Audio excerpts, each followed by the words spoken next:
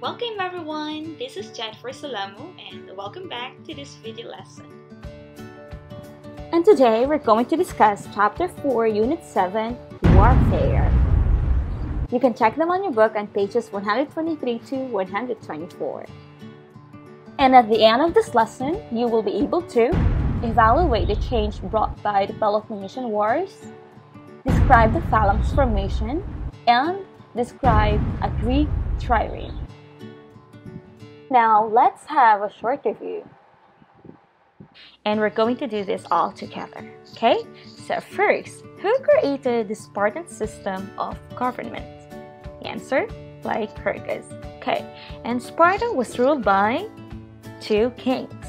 And what were the levels of government of Sparta? So we have the 2 kings, Council of Elders or the Gerousia, Ephors, and Ecclesia. So the 2 kings were chosen from 2 royal families, and they were the chief priests and commanders-in-chief of the army. Okay, next, the Council of Elders were a group of 30 men over 60 years old, and they were elected by the Ecclesia to serve the rest of their lives. So that means they have to serve Sparta until their death.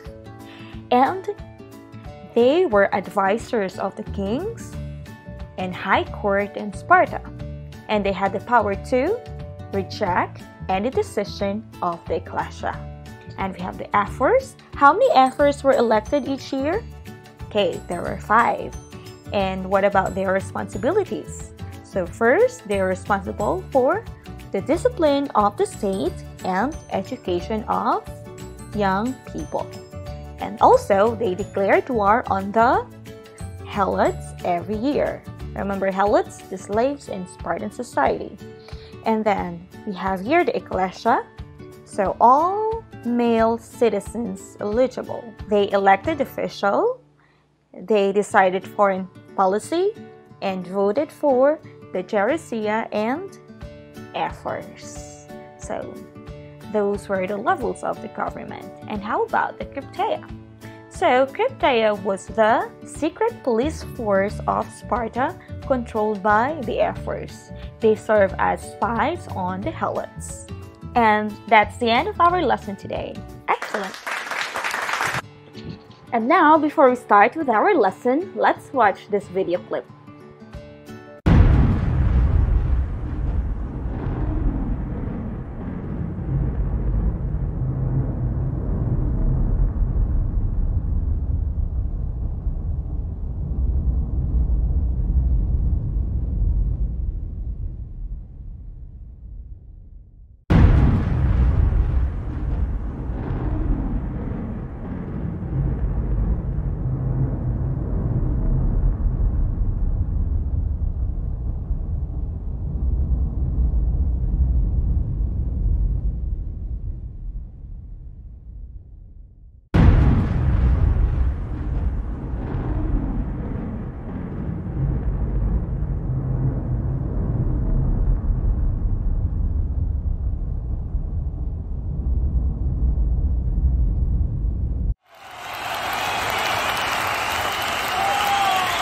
So, obviously, today we are going to talk about warfare.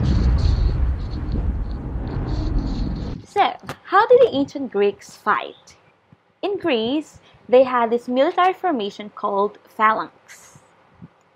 So, this was a group of hoplite warriors packed together into a tight and orderly formation.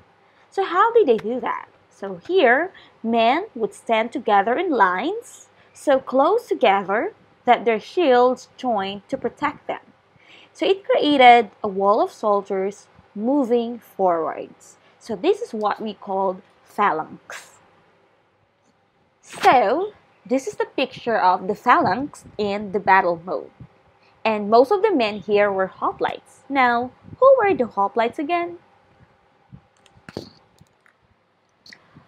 Hoplites were Greek foot soldiers. They were usually citizens of their city-state and were not full-time soldiers. And they primarily free citizens who could afford bronze suit of armor, spear, and shield. May have been as many as half of the adult male population.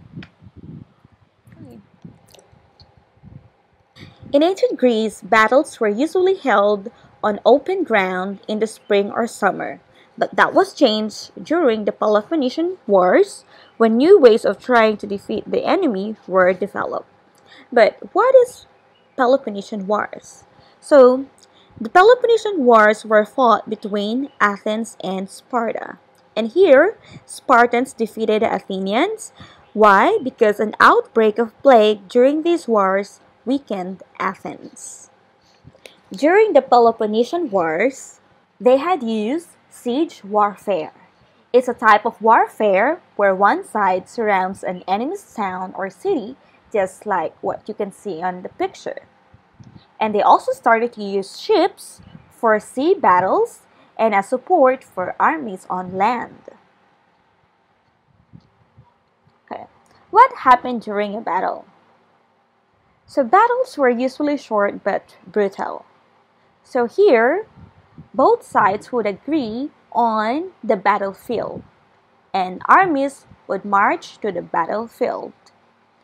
And then the hoplites would join their shields together like a wall. That's the phalanx formation. Third, the hoplites in the second row and third row point their long spears over the front line of shields. Then each side would move towards each other, staying in phalanx formation. They would also chant special war cries. And sometimes there were also soldiers on horses or cavalry. We call them cavalry. Okay, so there were also soldiers on horses around them. And then in later wars, archers and javelin throwers were used. And after that, the two phalanxes would smash against each other, each trying to break the enemy's defense. So sometimes both sides just kept pushing against each other until one side finally broke.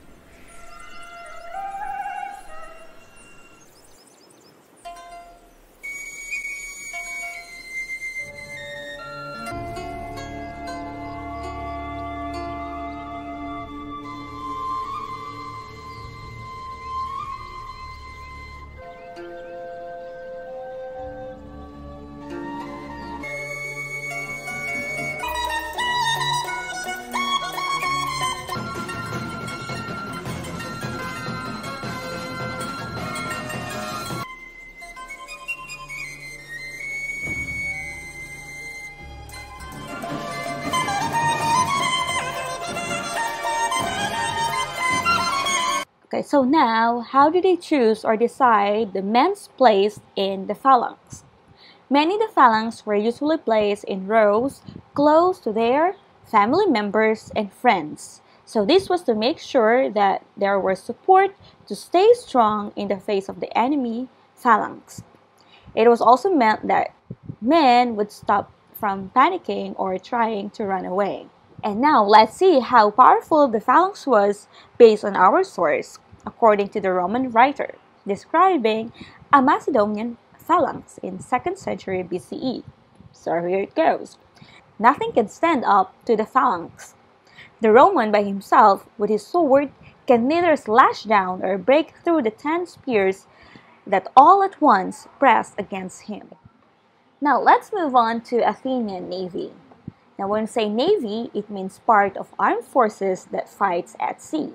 And of course, the most important thing here is ship. Now, ancient Athenians used this warship with 3 rows of oars. So this is what we call trireme. Trireme derives its name again from its 3 rows of oars manned with 1 man per oar. Understand? And the Athenians relied on their large and powerful navy. They used their powerful navy to build and expand their own empire.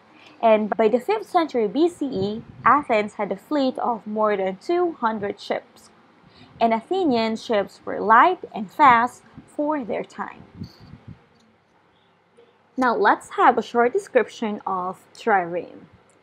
As you can see in our source 7c from your book, that's a model of a Greek trireme from the 4th century BCE. Okay, so it's 36 meters long and very narrow. Okay, that's the length.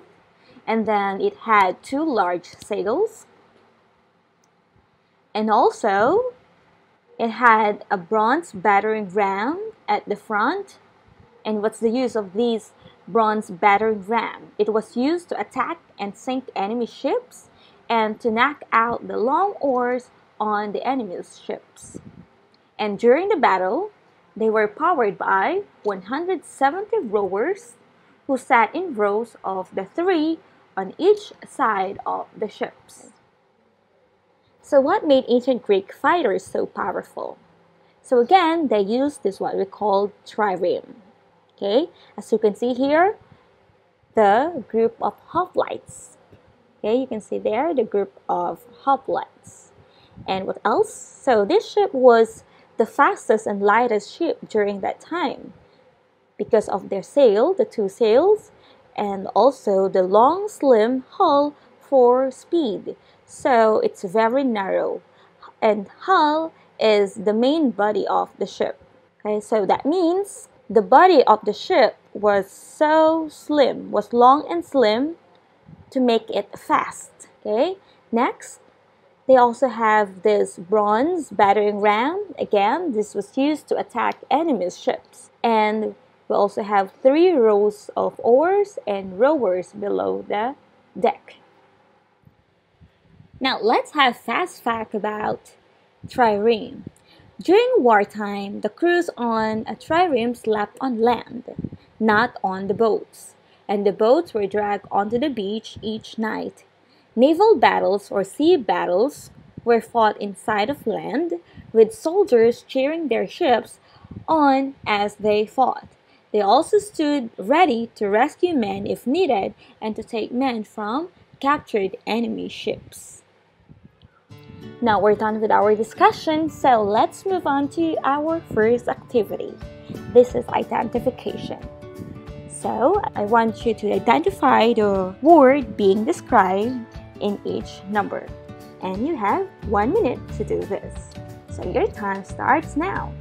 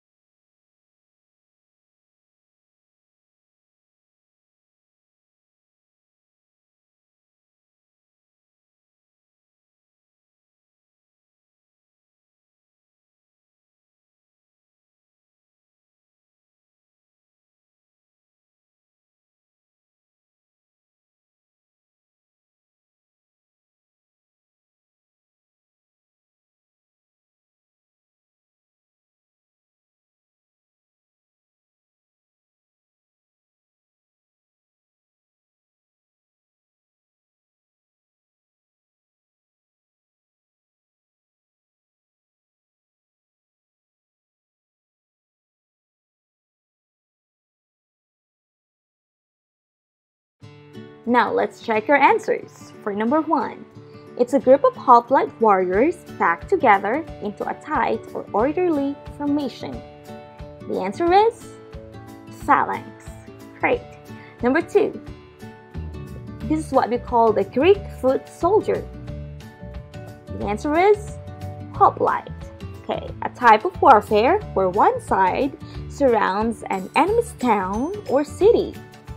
That's what we call siege warfare. Okay. Number 4, it's war between Sparta and Athens. We call that Peloponnesian Wars. Okay, next, it is used for sea battles and as support for armies on land. Correct answer is ship. It is Greeks or Athenians' ancient warship. That's what we call Trireme. And for the last part, it's part of armed forces that fights at sea. That is what we call navy. Well done! Okay, now let's move on to our second activity. Now, can you still remember the armors and weapons of a Greek hoplite? Okay, let's see. I want you to identify them in 30 seconds.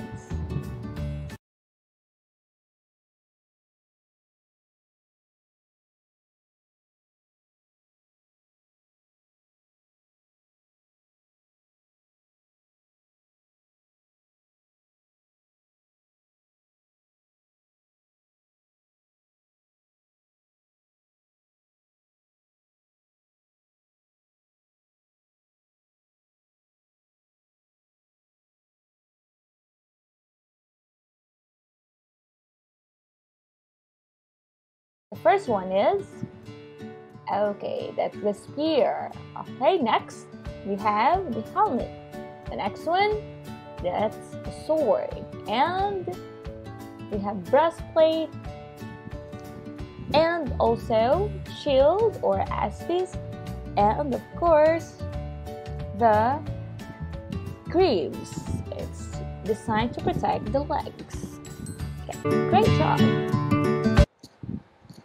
Okay, now let's move on to our third activity. So you can still remember what happened during the battle. So here, I want you to arrange the following in order. So what do you think is the first one? Okay, so I'll give you 30 seconds. And time starts now.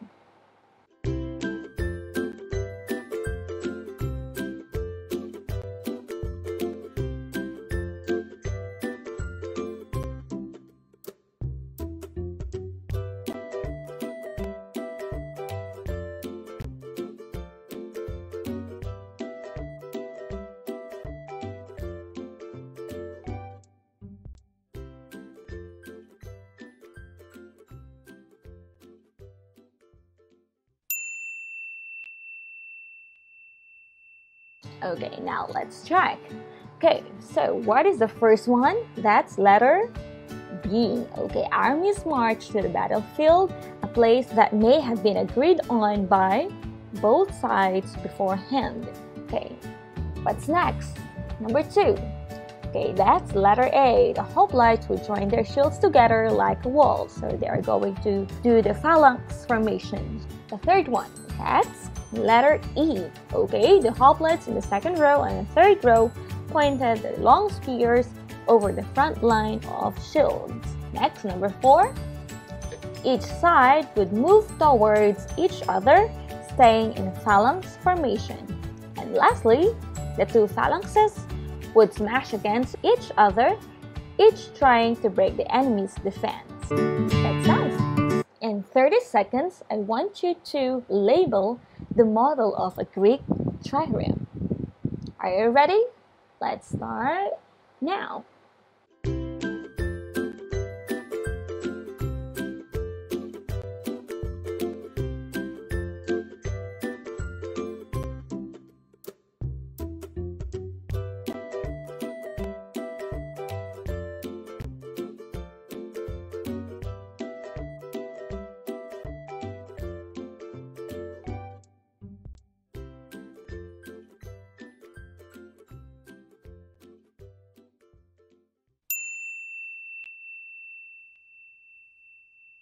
Okay, so the first one, that's what we call sail. And number 2, what's the length? How long was it? That's 36-meter long, and it's very narrow. Okay, next, number 3. So at the front, you will see there the battering ram. Okay, the bronze battering ram, and that was used to attack and sink enemy ships and to knock out the long oars on the enemy's ships. And that's what made this ship so powerful. Okay, great job. And for the last one, this is also the summary of our lesson. We will do this together. Okay, let's start. So again, phalanx. In phalanx, men would stand together in lines so close together that their shields joined to protect them. It created a wall of soldiers moving forwards. And the hoplites were Greek foot soldiers. Okay, and what were the new ways to defeat the enemy after or during the Peloponnesian War? So the first one, we have siege warfare. It's a type of warfare where one side surrounds an enemy's town or city. And for the ships were used for sea battles and as support for armies on land.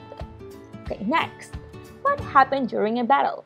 Battles were short but brutal, and armies marched through the battlefield, and each side would move towards each other, staying in phalanx formation, and the two phalanxes would smash against each other, each trying to break the enemy's defense. Next, Trireme. What was Trireme? It was an ancient warship with how many rows? With 3 rows of oars. It's 36 meters long and very narrow. It had 2 large sails and had a bronze battering ram at the front.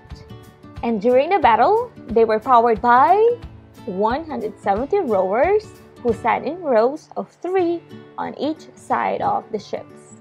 And what about the weapons and armors? So they have the spear, what else? Sword, shield, and helmet to protect their head, and breastplate, and for their legs they wear greaves. And that's it. That's the end of this lesson. Well done. Okay, now let's go further. Now, if you still have time, you can make a trireme model. Making models of historic buildings and objects is a good way to understand them and remember what has been learned. It is also good fun. So a display model of a trireme can be made using card and street wood materials.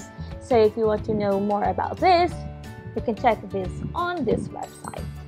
Okay? And another one, if you're good at drawing, you can also draw a Greek trireme ship. And you can see the step-by-step drawing tutorial on how to do this on this website. Okay, that's it. For self-assessment section, I want you to check by yourself whether you understood the lesson or not. So if you can do it, or if you have met your unit goal, then put a tick. And if not, or if you still have questions, cross it out and try to review the video lesson again. That's all for today. Goodbye everyone. Thank you for watching. Keep safe and see you next time.